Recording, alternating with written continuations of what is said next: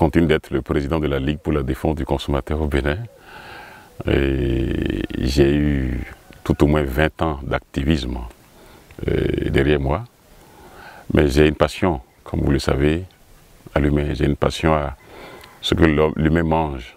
Donc aujourd'hui, je suis en train de prendre des initiatives sur ce qu'on peut offrir aux citoyens, aux consommateurs du Bénin et d'ailleurs comme produit agricole sain.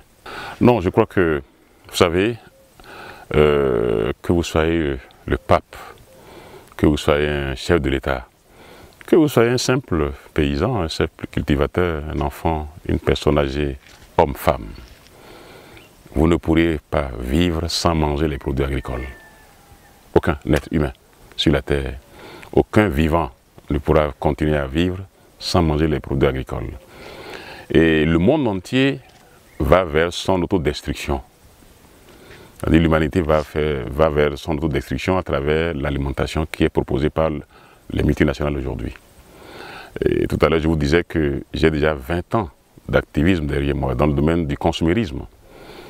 Nous avons, à travers nos activités, constaté que les multinationales, il y en a 7 dans le monde, qui voulaient prendre en otage le ventre des 7 milliards d'êtres que nous avons sur la Terre. Donc, proposer aux consommateurs ce qu'ils doivent manger.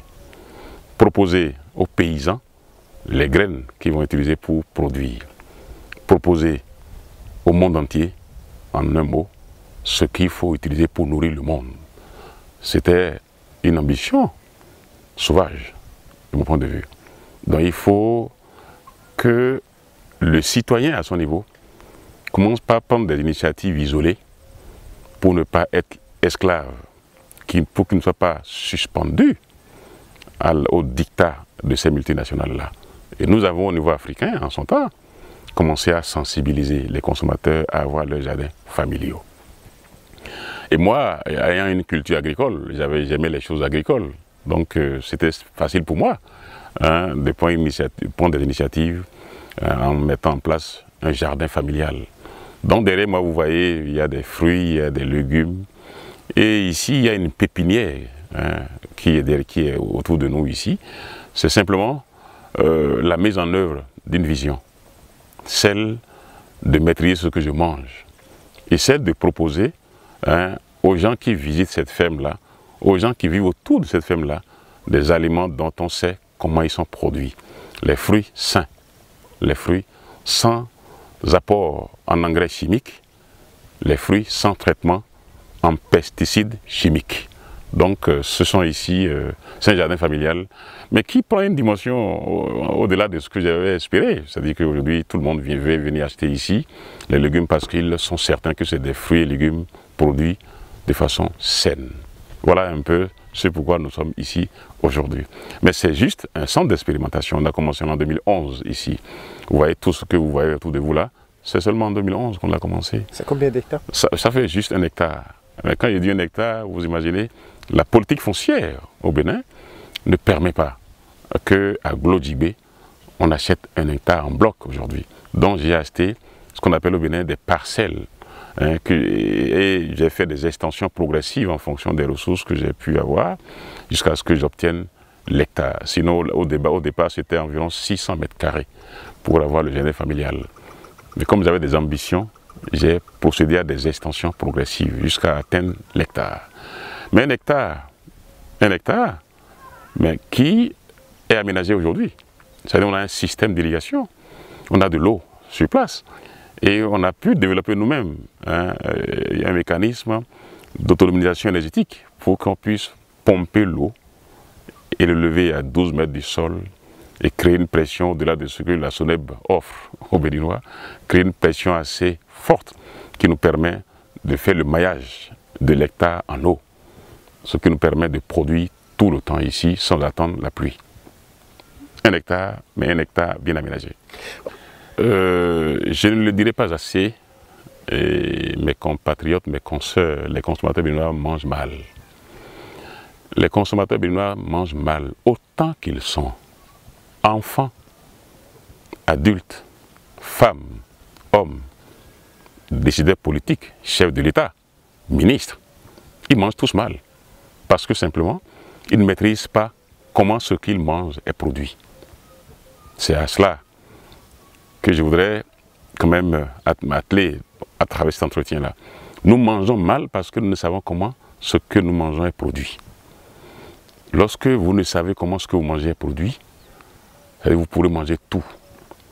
Quand vous vous promenez autour de Cotonou, allez à Grand Popo, allez à Semepoudji, faites un tour dans le Mono, faites un tour à Banikwara, faites un tour à Parakou, faites un tour à Dassa dans les collines, faites un tour à Sabalou, vous verrez comment le riz est produit à base des pesticides chimiques importés des pays de la sous-région dont l'État ne contrôle rien sur l'opportunité ou non, sur la validité ou non, sur la qualité de l'intrant agricole chimique. Première chose. Deuxième chose, les engrais qui sont utilisés pour fertiliser les sols sont des engrais qui ne sont pas adaptés aux produits qui sont cultivés par les paysans parce que imaginez qu'on donne des engrais qui servent à produire le coton, qu'on les donne pour produire le maïs. Imaginez qu'on répande, qu'on répande des pesticides chimiques pour chasser les ravageurs sur les légumes et que le lendemain, on récolte les légumes qu'on envoie à Saint-Michel, qu'on envoie à Topa, qu'on envoie dans les marchés où les femmes des mairies vont s'approvisionner. Donc, nous ne maîtrisons pas ce que nous mangeons, donc nous mangeons mal. C'est ce qui justifie aujourd'hui, comme vous le constatez, la montée exponentielle des maladies non infectieuses dans les hôpitaux. Lorsqu'on dit que quelqu'un a fait un AVC, c'est parce qu'il y a 15 ans, il y a 20 ans, il mangeait des choses anormales. Il mangeait beaucoup de pesticides chimiques. Et les artères dans son organisme sont obstruées. Donc les organes qui se chargent de réguler le sang, à un moment donné, se fatiguent et lâchent. Donc on perd des citoyens parce qu'ils mangent mal. Je crois que je dois féliciter le courage du chef de l'État actuel du Bénin. Je dois également féliciter sa vision, son ambition de développer l'agriculture. Je fais confiance aux actuelles équipes gouvernementales, c'est-à-dire que les ministres qui sont là, je leur fais confiance parce que j'ai des amis parmi eux. Mais je n'ai pas 100 ans, j'ai à peine 50 ans. Mais le peu que j'ai vu dans mon pays, en matière de gouvernance, ne me donne pas une assurance que on va en 5 ans changer notre agriculture en lui dotant de moyens démesurés, comme j'entends. Moi, je n'ai pas lu le programme, mais j'ai entendu à travers la presse, à travers vous, les commentaires qui sont faits sur les chiffres. Lorsque vous avez un pays de cette superficie que nous avons, et vous faites la somme des crédits que la Banque mondiale a mis à la disposition du Bénin depuis 60 jusqu'à ce jour, c'est des milliards de francs CFA. Dites-moi, là on a vu un périmètre maîtrisé en eau. Dites-moi sur le territoire béninois, là où il y a un périmètre qui a été aménagé, où on a la maîtrise de l'eau. Ce n'est pas en 5 ans qu'il faut changer le Bénin. Pas du tout. Ce n'est pas avec ces chiffres-là qu'il faut mijoter aux Béninois qu'on va changer l'agriculture. Mais je suis quand même confiant, je fais confiance. C'est-à-dire à la bonne volonté de ceux qui sont là. Mais je suis un observateur critique. J'ai voyagé à travers le monde. Je connais le monde. Je ne suis pas un Béninois qui est resté tout le temps cloisonné sur le territoire ici. J'ai vu l'agriculture ailleurs. J'ai vu comment aussi les citoyens ailleurs font confiance à leur pays, comment ils aiment leur pays, déjà au niveau africain. Donc, si on a décidé, ce ne sont que des prévisions financières. Nous n'avons pas l'argent déjà ici au trésor public. Non. C'est-à-dire on a voulu mobiliser, dépenser pour l'agriculture le montant que tout le monde est en train de chanter. Et si nous avons 3 régies, simplement, je reviens sur les questions sur les finances. Si on a 3 régies, c'est-à-dire le trésor, la douane et les impôts, qui mobilisent à peine 600 milliards par an, et qu'avec la crise que nous avons au Nigeria, avec la chute du Naira, ce qui ne garantit plus qu'on mobilise les 800-600 milliards, je ne sais où est-ce qu'on va aller trouver les ressources qui sont en train d'être montrées aux populations et qui les invitent à avoir l'assurance que on va pouvoir changer l'agriculture béninoise avec ces chiffres. Moi, je ne crois pas. Je voudrais être réaliste. 10 milliards pour 2017, bon, j'avais ri parce que simplement, je fais confiance au ministre des Finances, au ministre d'État, mon frère aîné Biochané. Mais je voudrais qu'on ne compte pas trop sur l'extérieur. Parce que les informations que j'ai eues, par ailleurs, c'est qu'on compte beaucoup plus sur l'aide extérieure. C'est un problème. Deuxième chose, on veut pressuriser les Béninois qui sont déjà fatigués financièrement. En inscrivant dans la loi des finances 2017 beaucoup de taxes inadmissibles. J'ai cru comprendre que les députés ont vu cette loi des finances avant de la voter. J'ai cru comprendre que les citoyens ont été consultés. Mais si on crée des taxes supplémentaires face à la pauvreté ambiante, aujourd'hui, je voudrais demander aux Béninois de lire bien la loi des finances et de voir si c'est acceptable qu'ils soient amenés à payer toutes ces taxes. J'ai une parenthèse politique, qu'on le veuille ou non, je vais vous le dire. Je sais comment on mobilise les ressources financières et je sais comment ces ressources sont dépensées souvent par les hommes politiques. J'invite les Béninois à être beaucoup plus vigilants. Je les invite à être beaucoup plus vigilants parce que les milliards vont partir comme ils partent toujours. Les milliards vont transiter par le trésor public et atterrir là où ils atterrissent. Mais c'est dommage parce que je ne fais plus confiance à mon pays parce que simplement la gouvernance est mauvaise. Chaque équipe gouvernementale qui vient au pouvoir vient s'enrichir et disparaît. Mes frères et sœurs, pour les consommateurs béninois, je voudrais leur souhaiter, comme d'habitude, et cela est d'une tradition qui va continuer, la santé, puisque c'est de ça qu'il s'agit. Mais la santé à travers une alimentation saine.